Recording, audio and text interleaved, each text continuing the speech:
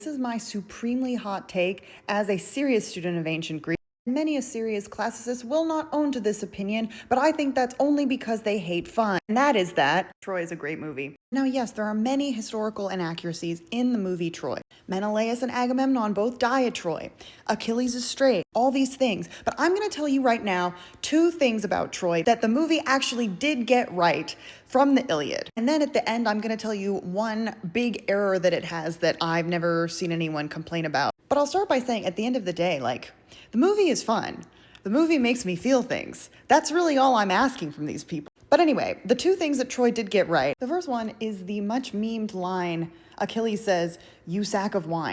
This is literally in the Iliad. Well, it sort of is. It's in the Robert Fitzgerald translation, and literally in book 1, line 265, Achilles calls Agamemnon sack of wine. So someone on the screenwriter staff had a copy of the Robert Fitzgerald Iliad. Isn't that cool? And this is one of those words in Homer where it only shows up one time and the translator just kind of has to be I guess this is the vibe of the word. Other translations will say different things. I'm looking at one that says wine bibber.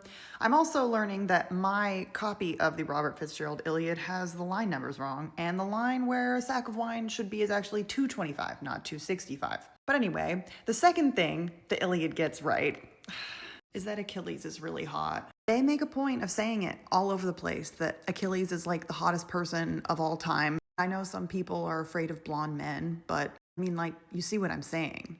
I know you see what I'm saying. Now for the absolutely insane thing that Troy gets wrong that I've never seen anyone talk about is the random use of 19th dynasty style Egyptian art randomly in Troy. I want to get a little bit into the weeds about why this is so weird. This is a temple of Apollo, by the way. And this looks really a lot like statues of Ramses the Great, which you could say is approximately contemporaneous. We're around the end of the Bronze Age. But at a temple of Apollo? And what's even weirder about this is that this statue is wearing the crown of Upper Egypt. One of the epithets of the pharaoh was king of Upper and Lower Egypt. So a lot of the times you'll see the pharaoh depicted wearing a double crown, which is this chef hat thing with a square hat underneath. Now, Lower Egypt is the northern part of Egypt. Upper Egypt is the middle part of Egypt because it's talking about the direction in which the Nile flows. So tell me why there would be a depiction of an Egyptian pharaoh wearing the crown only of southern Egypt in Turkey, which is where Troy is. And then I guess claiming it's Apollo? Absolutely insane. I love finding stuff like this in movies because it's just how did it get here? What are you doing here, Ramses? What are you doing in the Trojan War? Absolutely delightful. Maybe I just need to go watch this movie again.